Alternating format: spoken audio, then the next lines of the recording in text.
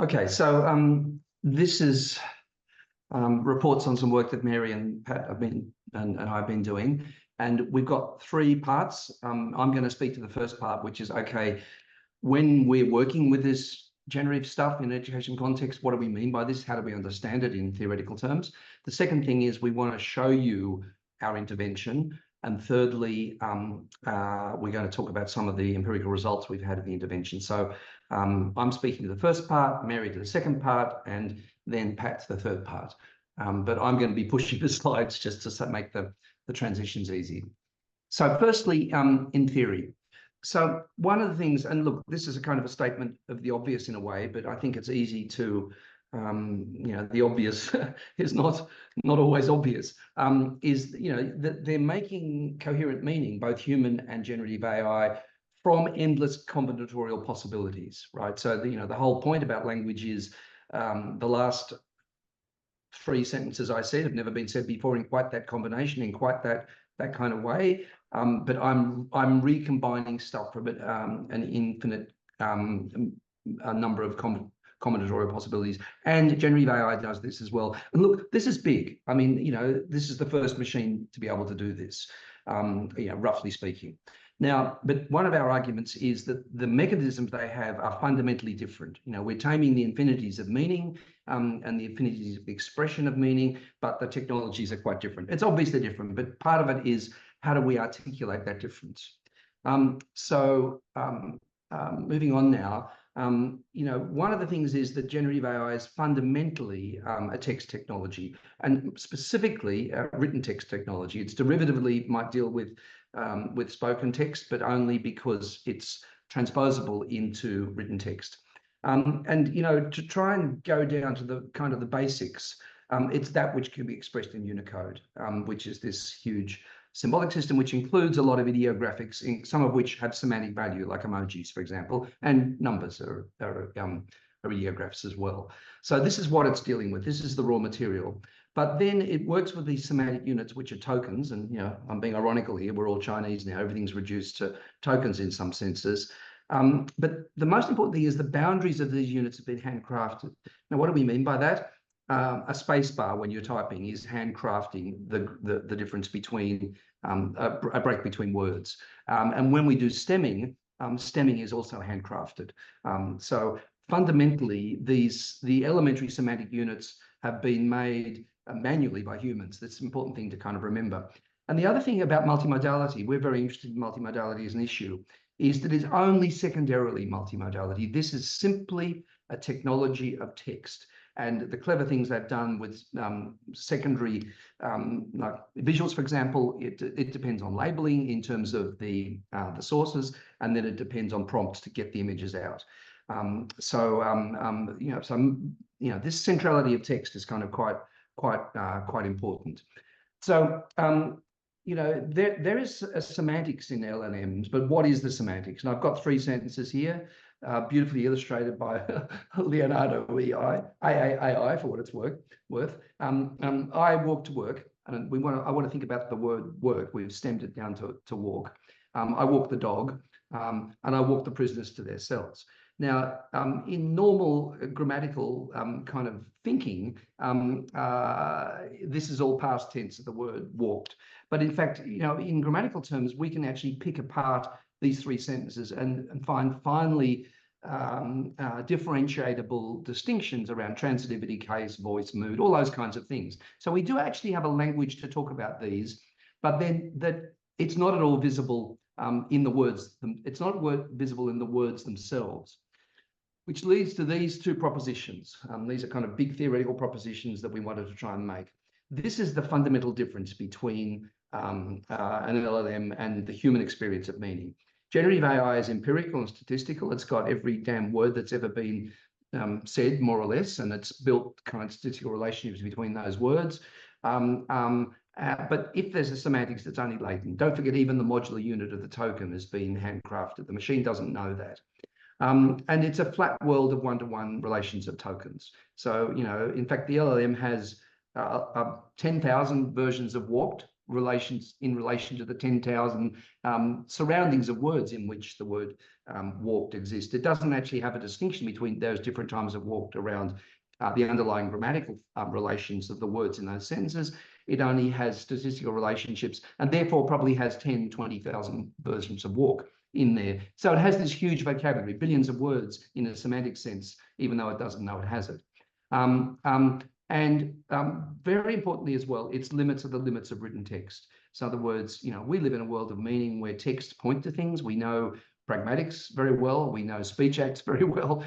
We know all these things where text is never separated from the world, and speech is never separated from the world as well. So language is never separated, but its limits are simply corralled by that. Now, what does human experience do? And we want to argue for this word grammar. And not because grammar is a thing in itself, but because grammar is a theoretical figuring, right? So the simple sentence is, I walk to work, walk's a verb. And what we do is we order the world through the, what we're calling the functional classification of morphemes. And meaning is achieved. The reason how we can deal with the infinities of meaning and language, it's achieved through the operation of a small repertoire of metalinguistic semantic primitives. Now, we saw this morning with Kyle's speech talk, of course, there's incredible subtlety to this, and we know a lot of this intuitively. We don't have a way to articulate it. We're taught at school what verbs are, but when it gets down to all the other subtleties of how we order meaning, we do it intuitively, do it distinctively. But the point is that the sentences that Kyle was talking about London and whatever could be replaced with Paris and something else. So of course that goes without saying. So, but what's important though is this idea of the idea that grammar represents a small repertoire of metalinguistic primitives. Here, Mary and I particularly are working off Halliday, systemic functional grammar. So we've got a kind of a theoretical history that goes behind this claim. And Halliday makes this rather beautiful statement that grammar is a theory of life, which is what it is. But the other really important thing we want to make is meanings extend beyond embodied experience, and they're immanent in the material world. That's a long argument, which we've made elsewhere. And so even textual meaning is pragmatically dependent on the embodiment of materiality. And this, again, it's really important for us to try to delimit what LLMs can never do by definition in this particular technology. Okay, and we have a kind of a theory about the way in which we've got these constantly fluid movements between these things, which we call transpositions, where in fact something you can do in text has a meaning in the object to which the text refers, for example, as well. And separating text removes that relationship, but the relationship is nevertheless central and it's important. Now, so this is our kind of theory of what's going on, and we've written quite a lot about this. We've written a couple of books we published a couple of years with Cambridge University Press. But our kind of takeaways is the mind is not Bayesian. It's not a neural net in the computational sense. And we want something like Chomsky's theory of grammatical mind, but without its bioreductionism. That's a long argument. We don't think you need bioreductionism to do it. And in a sense, what we want to move to is this idea of a meta-ontology. And what we've done on the right there, it's a long story as well, but the first three are Hallidayan metafunctions. And the third one is context, which is pragmatics. And the last one's interest, which in Halliday is called purpose, but in what we heard about Daniel Dennett this morning, and the intentional stance. So in other words, that's kind of a meta-ontology of how meaning happens. Then the really important question is, what subset of that is possible in the affordances of a text-bound technology? So that's our kind of theoretical bent. And we've got stuff we've written about this, which is on our Scholar webpage. So that's our kind of theoretical introduction, with which I'm going to turn over to Mary now, who's going to talk about the intervention that we've made in this space. And I'm pushing the slide, so Mary's going to say next slide. So, yeah. All right, thank you. And thank you for the way you've ordered this discussion. I think it's evolved really nicely. And there's a lot of intersections. But what we want to do in this particular presentation is Bill gave you a brief overview of our theories, and we've heard a lot of other theories, but what do we do as educators in putting them into practice in the learning ecologies in which we have to operate with students that we're preparing for the future?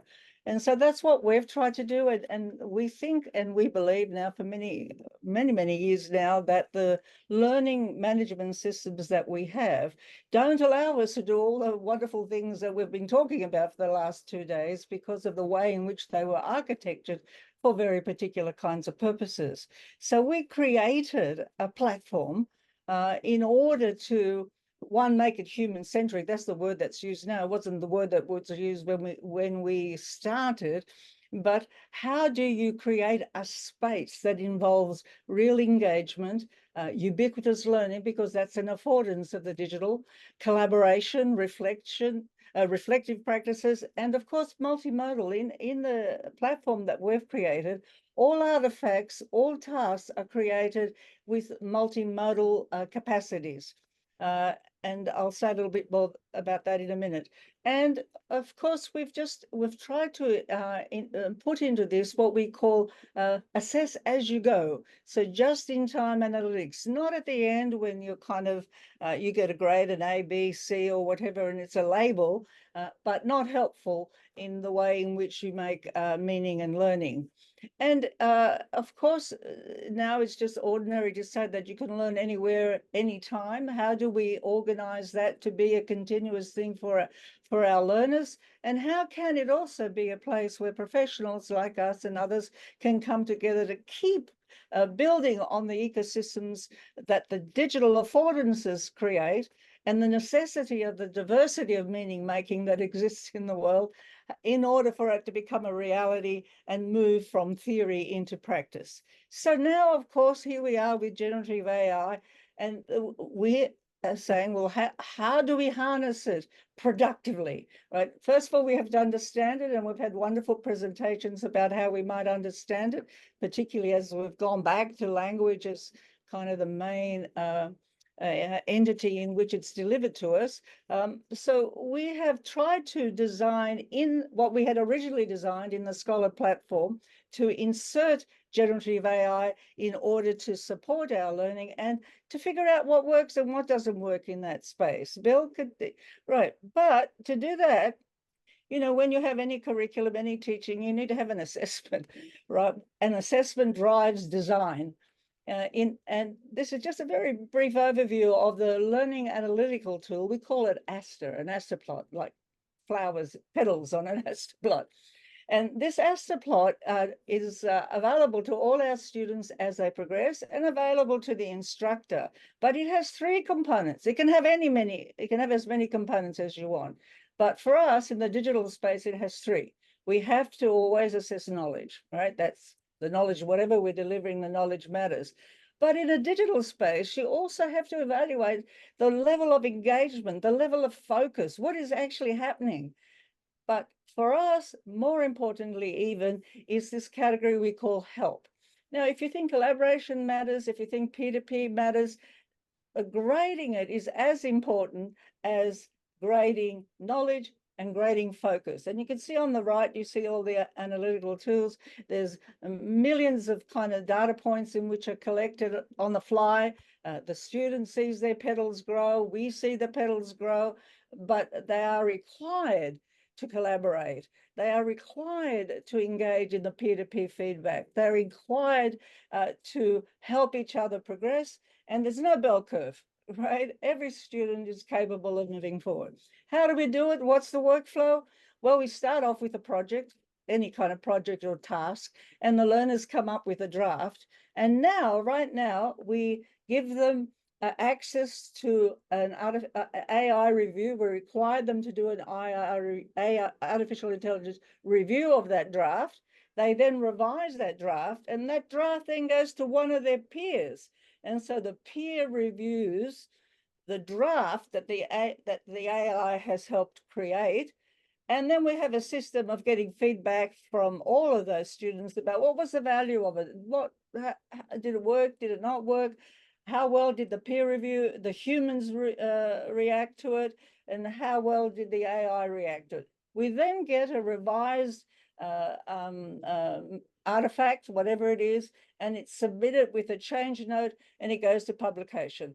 So we cycle through that process, but behind it is a series of very elaborate prompts, prompts around the review criteria and the way in which the task is framed up, both for the humans and for the AI in order to provide the review. So just to go to the summing up of this cycle, Bill, the next one, where are you?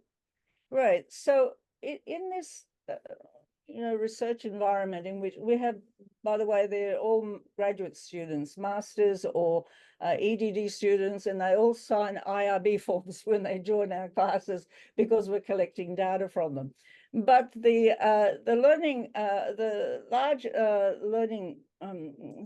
large language system is agnostic, right? We understand, although we've created the Scholar platform, you need to be able to use it in any LLM through an API. But critical for us, and others have spoken about the problems of what the artificial intelligence in the wild, the kind of problems it has.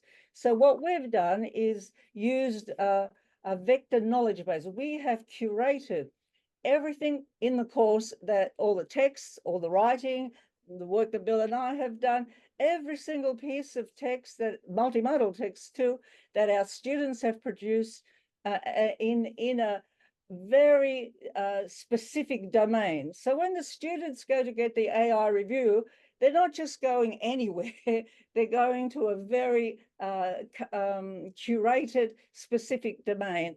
And then the prompt engineering comes with that. Now, we think these two components are really important. People are beginning to talk about how we do that, and some earlier speakers spoke about the importance of curating your corpus in order to control its values and what it can offer to students. So we are working on what we call multi-agent programming. We want to maintain our values about multimodality. How do we continue to require learners to present multimodal artifacts? But importantly, we want them to have dialogical interactions with the artificial intelligence. We call it cybersocial. A number of speakers have said, how do we work together? What's the possibilities of working together? And this is our attempt to demonstrate how the cyber and the social can work together in controlled spaces. And Bill is going to give you a little demo now. Sorry to talk so quickly. So what I'm going to do, at the risk of being awkward, I'm going to show you one student work and one piece of feedback, so you know concretely what we're talking about. So I need to go back out and I need to share my screen again to show you the student work, which is there, I believe. Okay.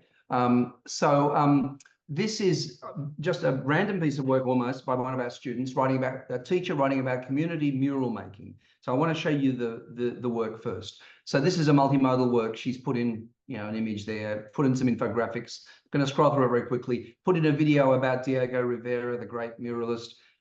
Chicago, video about Chicago murals, another infographic. I'm scrolling very quickly. Here's Richard Broady talking about John Dewey. There's the mural that the students actually made.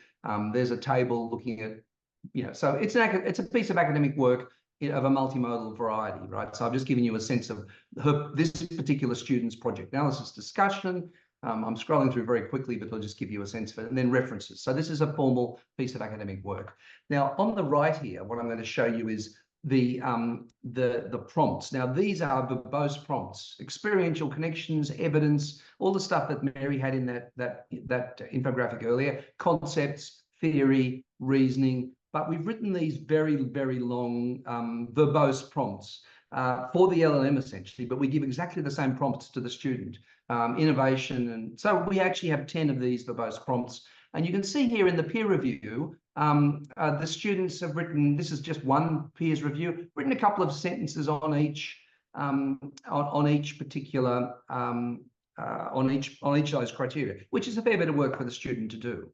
Now, what I'm going to do is I'm going to jump out and show you the AI review of the same work. And I'm going to show it to you as raw text, just as a text dump.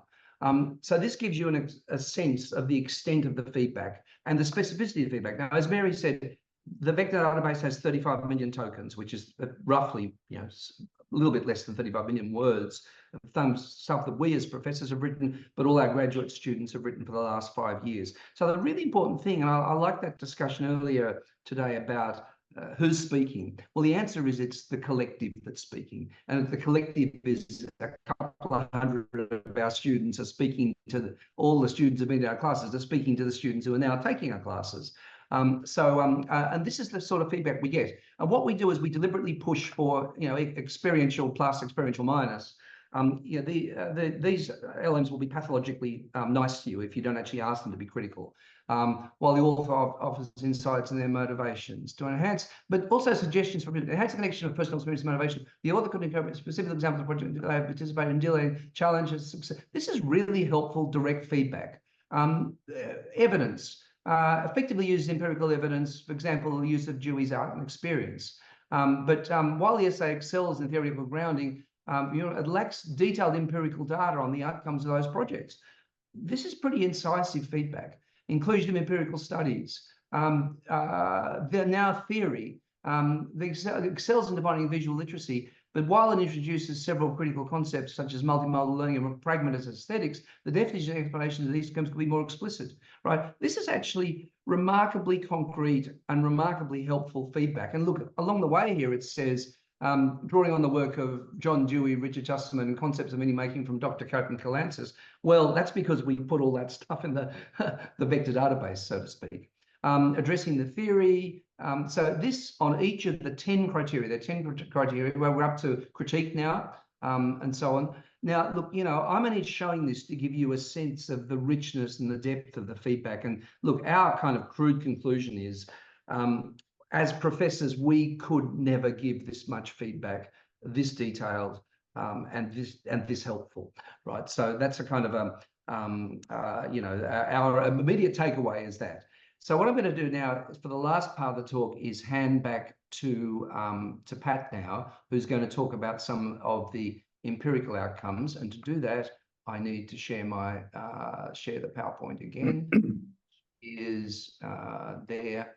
And that's what I've just shown you. Okay, over to you, Pat.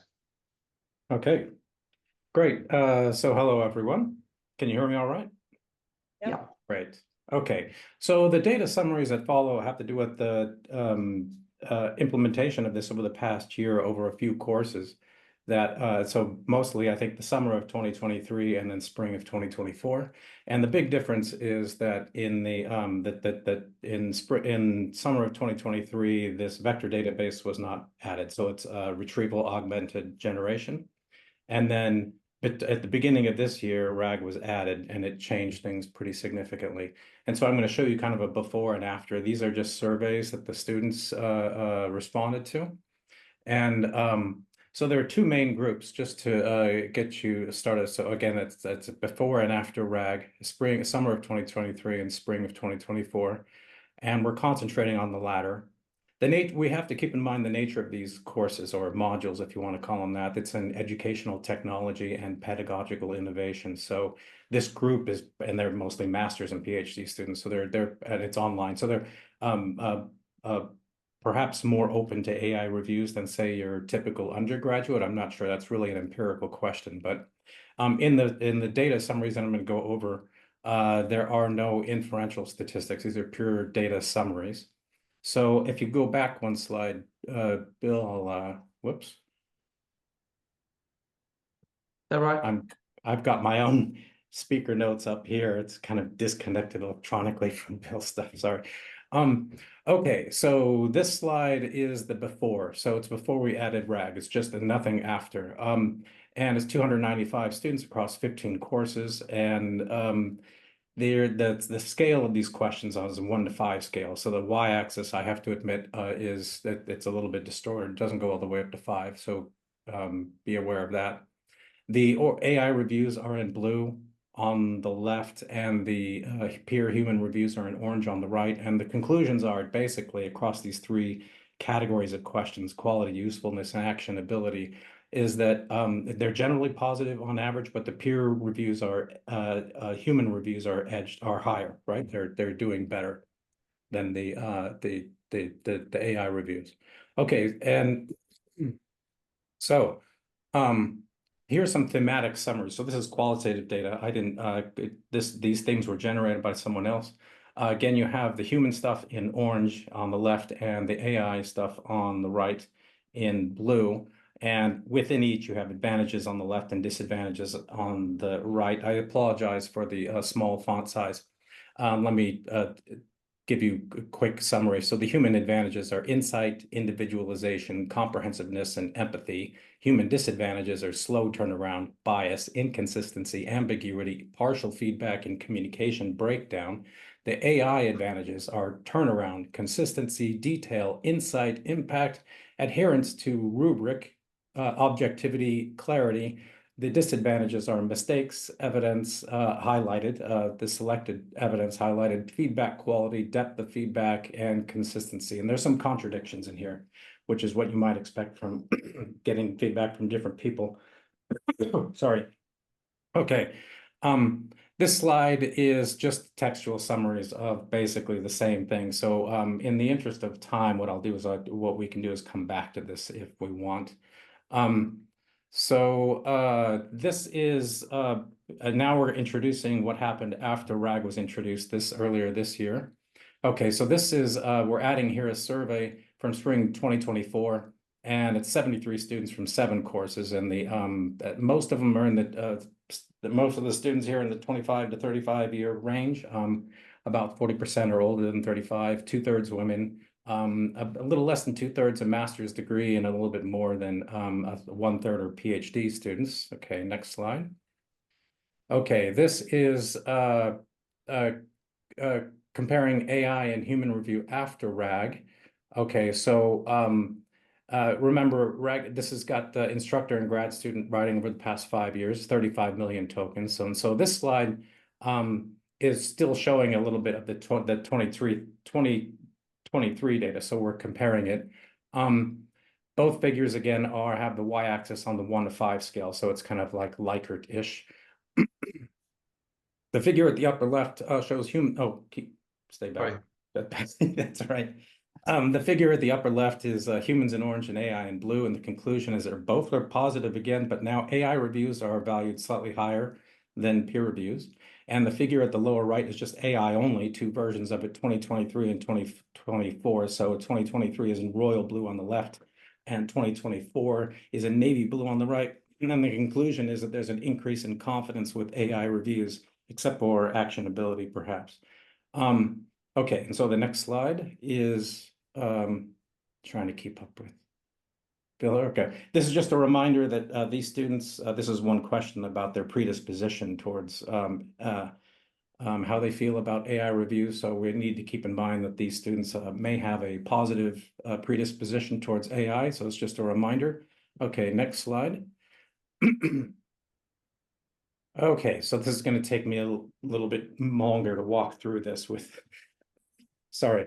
So the here I'm using an R package called sjplot and the plot Likert function. So it allows, what's nice about this function is it allows you to see polarity more clearly and neutrality.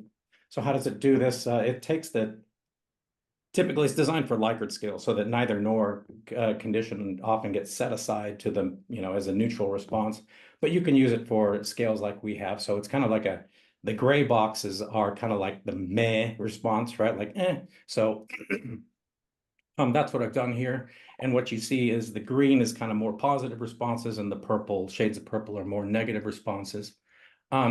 Apologies, on the y-axis, you have the questions, and the text is really, really small. They're shared, questions are shared here because they have the same response type as you can see in the legend on the right.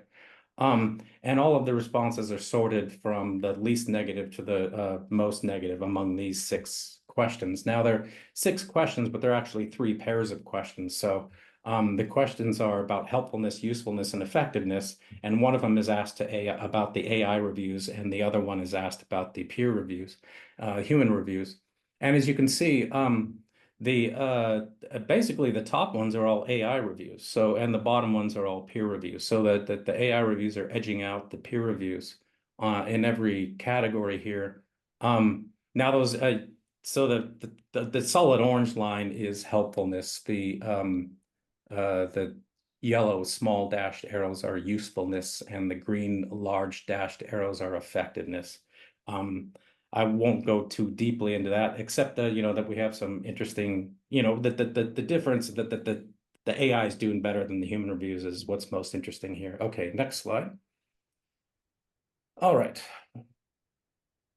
Sorry, this is whether the reviews triggered students to reflect on their strategies and that sort of thing, and the writing, the thought process, and everything's positive here, so we need to keep that in mind. But the AI in this case comes out slightly on top, so it's doing a slightly better job of triggering students to think about their writing, and there's a little bit less neutrality about this in the AI condition, but the differences here aren't really that stark. Okay, next slide. This one is about the difficulty or ease of implementing feedback. So when you got the feedback, how easy or difficult was it to implement? And they're really pretty much the same here, except the AI is getting a slight edge here. It's really not much. I doubt that would be statistically significant if we analyzed it. Here's where things get interesting. This is how helpful the reviewer type was with respect to guidance on how to proceed with revisions.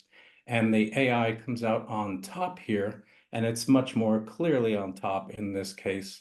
And it's a candidate for our starkest contrast among questions that we're looking at today, but maybe not the kicker for me. I think the kicker is the next one, which should be on the next slide. These are characterizations of reviewer understanding. So as an example, characterize the top one there, characterize the AI reviewer's understanding of the task constraints, rubric requirements, and work requirements. And that's kind of a complex question, but the dimensions of here that we're talking about here are task, rubric, concepts, and theories across these 4 questions. They're 2 pairs of questions, actually. And basically, the top 2 are AI and the bottom 2 are human. And these are kind of stark. I don't know if they're as stark as the last contrast, but they're pretty stark. And it's kind of what's interesting to me about this is these are the most Turing-like questions, right? Turing test-like questions. So did the reviewer understand the ideas and concepts, the literature, and did they understand what they were supposed to do for you, right? That's what we're really concerned with. And AI is coming out slightly on top here. Okay, so a final note from me is that the qualitative analyses are not done yet, but that's coming up. So what I showed you from last year, but that's not done yet, so I can't present that to you. But so the next slides are the next steps forward, and that's back over to Mary or Bill. I'm not sure who. Yeah, no, I'll just finish off with a couple of slides. So where are we going with the next steps with this? At the moment, we had a cycle where there was a distinct thing. You do your work, you get AI feedback, you revise. What we're doing now is into the left side in the text editor, we're going to embed AI. So AI is going to work with you while you're doing the work. And one of the things, I mean, you know, the classic problem in education is crudely, I don't like the word cheating for a whole lot of reasons, because we all stand on the shoulders of other people, some of whom are not giants. So I don't like the word cheating. It's a kind of a very individualistic idea of knowledge. But what we're going to do is we're going to actually say we're going to provide you the AI in this workspace, and we're going to do a kind of a deal with you, which is you're going to do some prompting, you're going to do some revising, you're going to do some writing, you're going to do some redrafting, and the AI is going to help you all the way. And the deal will be, and the teacher will be able to dial this in, 50% of the work must be yours, or 70% of the work, or 30%. And we're going to try and track all that activity with a kind of what we call a cybersocial learning log, which is every prompt, every response, so we're going to do it via timestamp logs. We're going to do it around keystroke records or whatever. So the answer is the AI is right there in what you're doing, and you're going to do the work there. And if anything gets copied and pasted in, we're going to assume it's not your work, right? So if you're using the AI here, we've got a record, but if you're off in ChatGPT and you're going to paste it into here, automatically that will be recorded as not yours. So that's the kind of, we're building out this building this out now for our next implementation, which will begin in August. So we've been building out this software now since the beginning of the end of 2022. So every time we kind of add new things to it. Some very quick conclusions. I'm going to be very provocative at the end. Artificial intelligence is a really problematic idea. And the minute we start to think in what respect are humans, does the machine replicate the human, it's profoundly different. From day one, it's been profoundly better than humans at a lot of things, but not like humans in a lot of other things. So we're kind of bedeviled by this phrase, artificial intelligence. And what we'd like to do is we want to use the word cyber, which of course, this is where it comes from, the Greek word kybernetes, and there's the oars person at the back who's doing, it's about feedback. The oars person at the back there, and there are the sirens that are attempting Odysseus. So, but then what we want to also say is, look, in fact, in modernity, we've actually had these servo mechanisms where machines have had autonomy of their own, been partly controlling things for as long as modernity. There's the governor on the steam engine, which meant that instead of the person, the machine, a person regulating the steam going into the Bolton Watt steam engine, there was a governor, lovely word, that governor, which is this idea of machines that have some sort of autonomous life of their own, and that's kind of as old as modernity.